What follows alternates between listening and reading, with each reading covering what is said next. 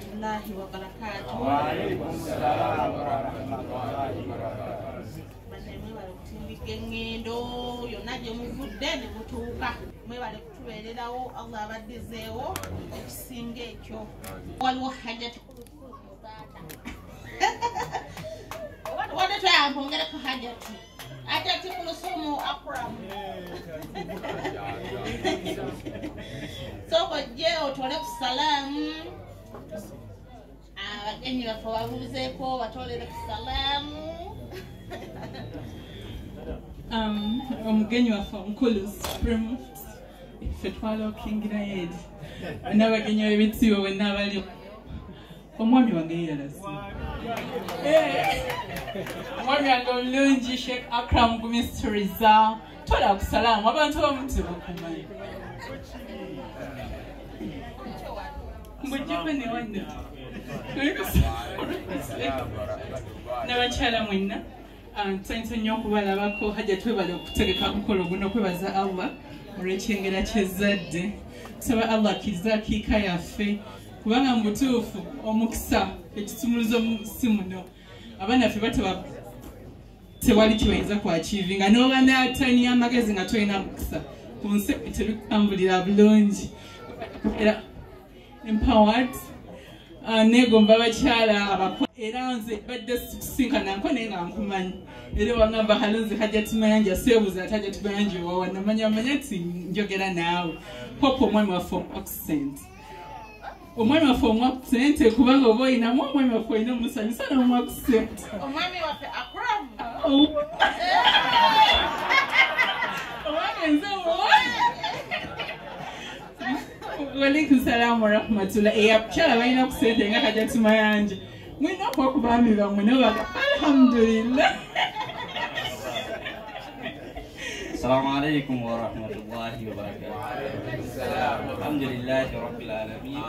Wa salatu wa salamu ala sayyidina Muhammad sallallahu alaihi wasallam. Sanse nnyo balaba bataata. Ab'ebitiibwa mwenna. Allah abaddizeewo ekyemusinga okwagala. Okujja ku mukolo gw'abaana baffe mu ekitiibwa ffe baani abasiraamu mwenna Allah abaweemu kyemusinga okwagala wa hadha assalaamu alaikum wa rahmatullahi wa barakatuh. Wa alaykum salaam wa rahmatullahi wa barakatuh. Sheikh Akram zindalo ya Rabbi. Assalamu alaikum wa rahmatullahi wa barakatuh. Wa alaykum salaam wa rahmatullahi wa barakatuh. Yebba wakulu Hajjati bali bambi kumpita nsanyusa okubeera part of your family. Nzindalo gwange guva Abdul Kalim Chivombi kaka nakana kabaka sembayo oliye mukulu. Oh mashallah. Ulabo mufana n'okufa. Mashallah. Alhamdulillah. Manyi omukolo guno tugukoze nga twebaza Allah. Assalamu alaikum wa rahmatullahi wa barakatuh. Wa alaykum salaam wa rahmatullahi. Twebaza okuba amaze kusobodde okujja ku mukolo guno. Twebaza ne bami waffe asobodde tukola omukolo guno Akiika. Alhamdulillah.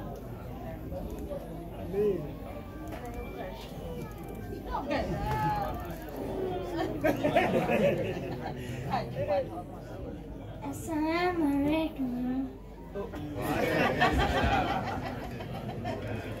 Mwebale kutubeererawo alhamdulillah. Kyensaba nti buli muntu abadde mu mukolo guno Allah amukolera ekirungi. Allah amusasudemu ekirungi.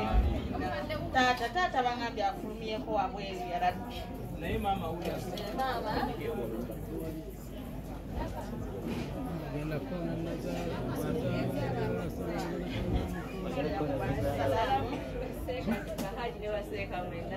Assalamu alaikum wa rahmatullahi wa barakatuh. Wa alaykum salaam wa rahmatullahi wa barakatuh. Amin. Amin. Wa alaykum salaam. Mama wange bamuyita mukyala Maimuna Nanteza yanzalira ddala. Ne bamaama bange we bali bangi mu biti ebyenjawulo. Assalamu alaikum yonna gye muli. Chemani wange antwala ebyensi n'ebyedduniya n'ebyakahira tujja basomesa bulungi Quran ne pyedi bajja muyita bulungi tubalabirira lirinko owaawo n'omwana ow'obuwala mukwatirako nnyo ddala n'amaanyi nagamba abaana b'obuwala njagala mbalabe nga balina degrees ate bafudure nga bali virgin batuleetere gowns nga gye ngenda okwambala ku 18 mwami Akram nga nkubye envaka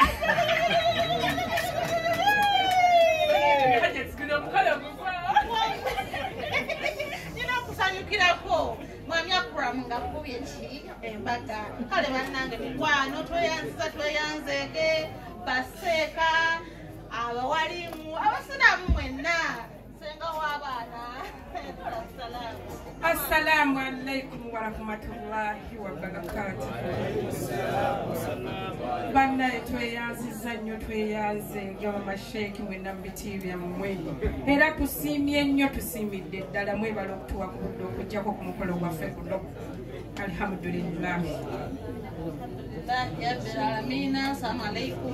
Assalamu alaikum wa rahmatullahi wa barakatuh.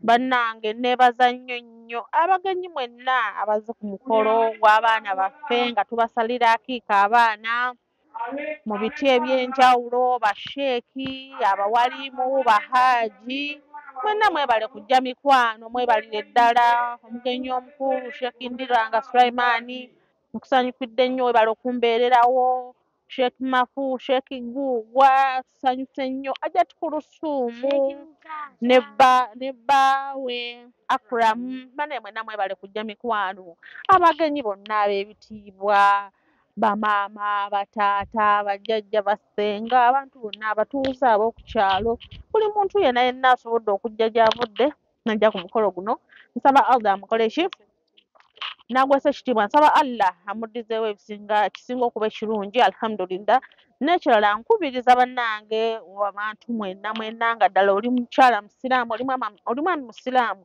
Allah ng'akwaddeko ku busobozi n'oba tannabukuwa kuba mugenda ne mukola bu birthday naye nga bu birthday obwo oba osobola akasente okukatereka n'ogamba nti omwana wange kamusalire ki kamusalire akiika mwanjule mu maaso ga Katonda omwana yenna omusalire akiika wallahi mungu tasinkana nnyo bizibu bya nsi omwana yenna omusalire akiika abeera wanjawulo nnyo ku baana abalala kale omuntu yenna ng'oli musiraamu kikukataka okubeera nga abaana basalibwa akiika omwana n'abeera ng'ayanjulwa mu maaso ga Katonda eninga kinyinza obbagamba obbakuutira naye nga mwebale nnyo okumbeererawo bahajjati basheeki abawali mwenna assalamu alaikum wa rahmatullahi wa barakatuh. Hajjati okwebaza kubiriza abantu okwebaza Katonda nga balina bafunyeeko okwebaza Katonda n'ekirala sheeku gwayogedde nti ku ddagala lino ddala lyotabula terina kakwate kakyamu ekyo alhamdulillah omanyi kiba na kisa Katonda okuteekako ekisa n'obeera ng'oli mujjanjabi n'obeera ng'osobola okuwa omuntu omwetango osobola okuwa omuntu kayaayaana n'agenda n'aterera n'aba bulungi oba okitegeera omuntu n'omweddagala n'anywa oba abadde ekifuba kimutta nnyo oba lubyamira n'aterera inshaallah kale tebiriko kakwakkulizo nga Sheeki Gugwa wagambye buli kimu bintu bya duniya eddagala emiddo Allah yagiteekawo gitujjanjabe nakali kagambye nti wemba n'omwami wange sijja mbekwekerera alhamdulillah Allah kuba yansaasira so okubanga nyina kasente nemwemanga yini yasikakotogera nkawa ku mwami wange ate naye ayina naye muwongereyo nemuwaayo tekiba kibi ya rabbi de n'abaako wakutuusizza oba olina okubeera ng'omwebaza omuntu yenna Allah gw'asomosezzaako n'akuteekako mu mbeera ennungi wallahi kyandibadde kirungi